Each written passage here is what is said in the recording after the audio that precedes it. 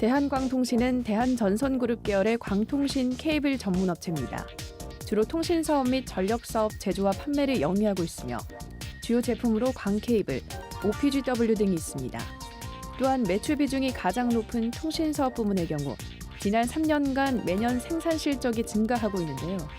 최근 중국통신 인프라 투자 최대 수혜주라는 증권사 분석에 주가 강세를 나타내기도 했고 5세대 이동통신 투자 확대에 따른 수혜주로도 꼽히면서 주목을 받고 있는데요.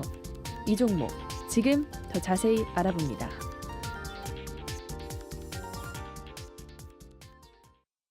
네, 오늘의 첫 번째 종목입니다. 대한광통신 두 분의 매매 의견 확인해 보겠습니다. 하나, 둘, 셋.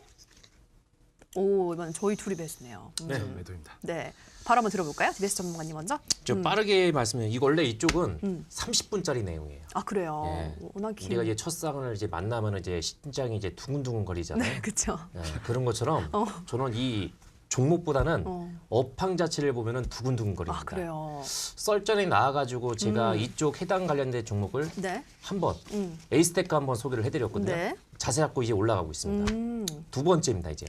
제가 그때 당시에 이렇게 말씀드렸어요. 아 이제 이쪽이들이 서서히 움직임이 나옵니다. 연말 연초 2018년도부터 해서 이슈화가 나오고 본격적으로 해서 정책적인가 또 이제 여기에 이제 해당 관련된 산업들이 네. 예. 본격적으로 성장 국면에 이제 치러할 수 있는 부분이기 때문에 어차피 주식은 기대감이 있거든요. 네, 여기에 따라서 미리 먼저 이제 선침해를 하는 이제 그 전략이 상당히 중요한 구간이기 때문에 제가 하나씩 제가 이제 소개를 해드리는데 네. 대한강통신은 이제 강자가 들어가잖아요. 빅강자. 그쵸. 우선적으로 해서 이 종목 같이는 통신장비 쪽에 해당이 됩니다. 통신장비. 아 그러면은 우리나라 이제 이동통신의 역사를 제가 한번 이제 말씀을 빠르게 좀 드리게 되면은 이동통신 역사 1세대가 1984년도 제가 태어나고 나서 네. 그리고 나 시작했는데 예. 저 1984년부터 시작해가지고 그리고 2000년 예 그때가 2세대였어요. 그리고 2006년대가 바로 3G가 본격적으로 부각이 되었던 시점이었습니다. 2006년도 IT 버블이 나섰던 이제 시점 있죠. 2007년도에 네. 그죠? 2006년도에서 통신 장비들이 3G 도입이 되고 나서 엄청나게 폭풍이 일어났던 대한항공통신이 그때 최고가를 찍었어요. 그래요. 그 2007년도에 네. 그 뒤부터는 계속 내리막고 있어요. 예. 그리고 나서 4세대 롱텀 에볼루션, 그러니까 LTE 서비스가 도입이 되었던 시점이 2011년도예요. 그리고 요즘에 어떤 얘기가 나오고 있습니까? 5G가 나오고 5G, 차세대 이동통신. 그러니까는 이 4G를 띄워놓는, 그러니까 진행을 하는 거죠. 네. 그러니까 이게 서비스가 이제 본격적으로 도입이 되는 시점이 2020년이에요. 예, 그렇기 때문에 지금 뭐 아직까지 2년이라는 시간이 남아 있는데 네. 이걸 왜 지금 노냐냐? 아 지금 해야 되거든. 예, 지금 해야 돼요. 그래요. 신라젠 같은 경우도 팩세바 임상상 그 승인이 3상 떨어졌다고 해가지고 그게 뭐 약이 지금 뭐 판매가 됩니까? 아니죠. 아니죠. 그러니까는 10,000원짜리 종목이 15만 원까지 그렇게 폭풍적으로 올라간 거예요. 그게 그러니까요. 주식의 기대감이거든요. 그래서 이 회사 같은 경우는 이렇게 평가를 받을 수 있습니다. 이제 강케이블 여기에 들어간 이제 강섬유 네. 국내 유일한 이제 생산업체입니다. 제가 항상 어떤 종목을 봤을 때는 남들이 없는 어떤 기술을 가지고 있어야 된다고 했죠. 그쵸. 그러니까는 이 회사는 이제 강섬유 이 단어 하나만 놓고 본다고 하면은 60년 정도의 전통 여기다가 이제 매진을 하고 있는 회사예요. 네. 그래서 이 유선 강케이블 쪽에서는 이 회사를 이제 따라올 수 있는 회사가 없습니다. 그래서 아주 독보적인 그런 이제 회사다. 네. 그래서 점수를 이제 빠르게 이제 말씀을 좀 드리게 되면은 네. 미래를 예측하는 제 점수를 매긴다고 하면 이제 80점이에요. 아, 그 이렇게 좋으면 왜 90점이 안 나오냐? 그러니까요. 예? 아킬레스건이 있어요. 그런가요? 아킬레스건이 있지만은 그래도 충분히 80점을 줄 만한 그런 종목입니다. 네. 이 회사가 지금 이제 그 나름대로에서 이제 강소매를 바탕해서 이 강소매에 들어가는 원재료이 모재라는 게 있어요. 네. 이 모재를 생산하는 기업이 일본, 예, 그리고 이제 미국 업체, 네. 예, 거의 독보적인 기업들입니다. 그러니까는 실제로 해서 이 점유율 자체가 이 대한강도신이 2에서 3% 정도의 점유율밖에 안 돼요. 그럼에도 불구하고 나름대로 해서 진입장벽이 높기 때문에 네. 여기에 해당 관련된 기업들이 11곳밖에 없습니다. 예. 근데 중요한 팩트는 이거야. 왜 이거를 왜 주목을 해야 되냐? 네. 어차피 차세대 이동통신이 이제 본격적으로 해서 진화가 시작이 된다고 하게 되면은 여기에 따라서 우리가 이제 뭘 하게 되면은 통신 장비가 나름대로 해서 이제 프로세서가 있어요. 네. 그거는 나중에 제가 시간에서 다 설명 못 하기 때문에 나중에 하나씩 설명을 드릴게요. 네, 자, 알겠습니다. 에이스테크 같은 경우는 기지국 안테나에서 국내 1위예요. 그렇죠. 항상 제가 가지고 나오는 종목은 남들이 없는 기술력 1위 기업을 가지고 나옵니다. 그러니까 이 회사 같은 경우는 이제 강케이블 이제 전문 업체고 강소묘 이제 국내 유일한 이제 생산 업체입니다.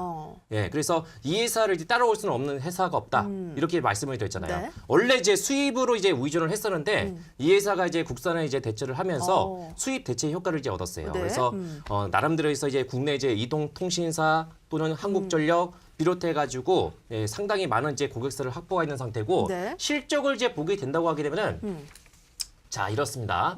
실적 자체가 상당히 이렇게 고르지는 못했어요. 2015년도. 근데 이제 올해부터 해서 본격적으로 해서 이제 흑자 전환에 성공을 하고 네. 올해 예상 실적 자체가 전년 대비해서 폭발적으로 해서 이제 흑자 전환이 나오고 있거든요. 이런 얘기가 나오고 있습니다. 아까 바이오제약조, 제약바이오주 이제 거품론. 그러면 여기 들어갔던 자금들이 과연 어디로 들어갈까?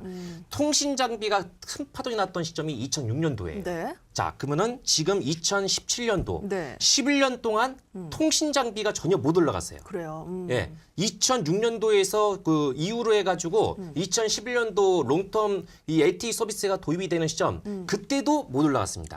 그러면 지금 10년 동안 못 갔던 거예요. 그럼 얘네들이 세대 주주가 될 수 있는 시점이 왔어요. 왜? 종목도 괜찮고 나름대로 해서 이런 이제 서비스 도입이 오히려 이제 4G보다 이제 5G가 왜 중요하냐면 네.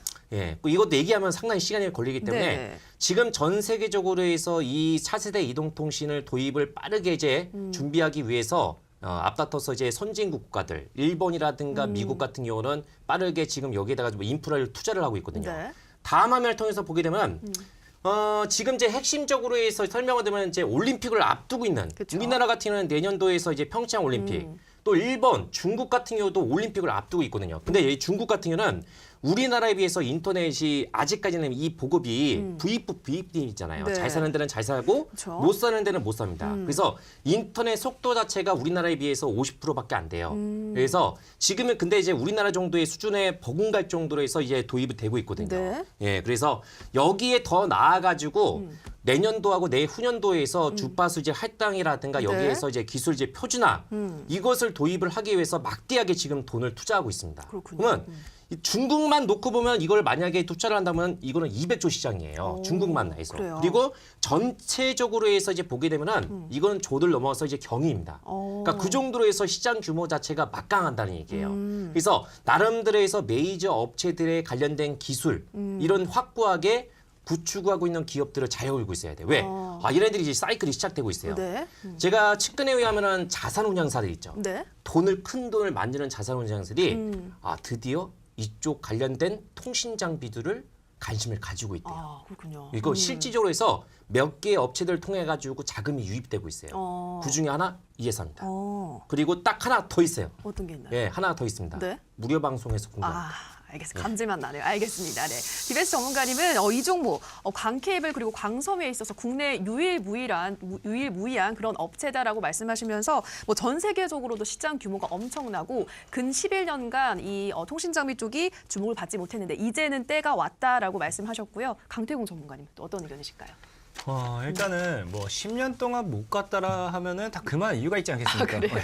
그만 이유가 있다라고 반대 의견이시네요, 그렇게 완전히. 생각하고 있고 솔직히 말하면 그래도 뭐 5G 관련해 가지고 이 차세대 이동통신 기술에 대해서 네. 굉장히 저도 긍정적으로 보고 있는 건 사실이에요. 네. 그래서 이 대한광통신이라는 종목을 일단 만약에 한 달 전 정도쯤에 가져왔다라고 하면 자리가 굉장히 괜찮았어요. 그래요. 저는 이거를 매수 관점에서 아마 사인을 드렸을 거예요. 네. 그래서 일단 차트를 본다 하더라도 주가가 이제 한번 우상향 급등을 해주고 저희 네모친 박스가 전고점대 지지라인이에요. 그래서 저 자리 한 달 전이 저 자리에 그래서 저 자리에서 만약 들고 왔다라고 하면 야, 이 자리는 지금 반등 나올 수도 있고 충분히 이슈도 있는 종목이다라고 네. 제가 추천을 드렸을 거예요. 근데 이미 대한광통신이라는 게 기대감이 워낙 많이 반영이 되어 있습니다. 뭐 실적도 반영되어 있는 부분도 있고 네. 그다음에 차세대 이동통신 관련 기술로서도 부각되어 있는 부분도 있고 그래서 실제로 지금 전저점 대비 이 녀석이 올라간 가치가 250% 정도 이미 주가가 상승을 한 상태예요. 그래요. 이미 주가가 상승한 상태에서 굉장히 고점이라 보고 있고요.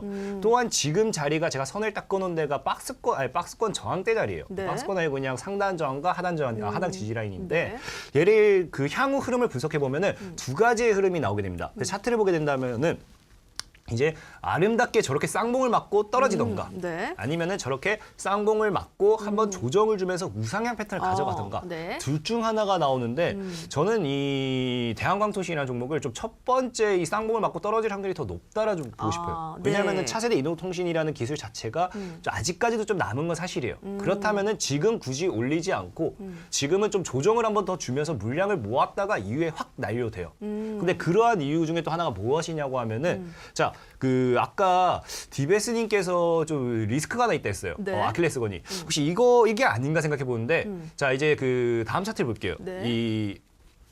이게 뭐냐면 대한광통신이 이제 신주인수권 부사채라고 해가지고 네. 이제 보면은 발행가가 대략 1,560원이에요. 그리고 현재 정확히 물량이 1,270만 주입니다. 1,270만 주에 발행가가 1,560원대다. 그럼 현재 가격대까지 찍어본다라고 하면 대략적 3배 이상의 수익이라는 거예요. 네. 그럼 이미 이 모든 물량이 다 상장이 되어 있는 상태인데 언제 이게 매도 물량으로 나올지 모른다는 거예요. 이 주가가 올라가다가 언제 위에서 때릴지 몰라요. 그래서 네. 제가 보는 관점에서는 지금이 충분히 고점이고 앞으로 그 차세대 이동통신 기술이라든지 이런 걸 조금 더 모아갈 생각이 있다라고 하면은 이 1,200만 주에서 일부를 지금 고점에서 때려버린 상태에서 저점에서 다시 물량 모아나갈 확률이 높습니다. 그래서 저는 그런 위험 부담 때문에 굳이 지금 자리에서 대한광통신을 추천은 드리지 않는 거죠. 차라리 아까 디베스님 말했던 무슨 종목을 가져왔는지 모르겠어요.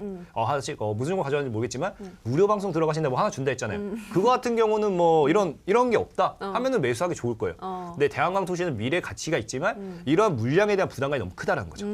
알겠습니다. 강태공 전문가님 물량에 대한 부담감 때문에 지금 충분히 고점이고 차트를 봤을 때 우상향보다는 쌍봉 패턴을 그릴 가능성이 높다라고 말씀하셨는데 참고해 보시기 바라고요. 네, 두 번째 종목도 바로 화면으로 함께 만나보시죠.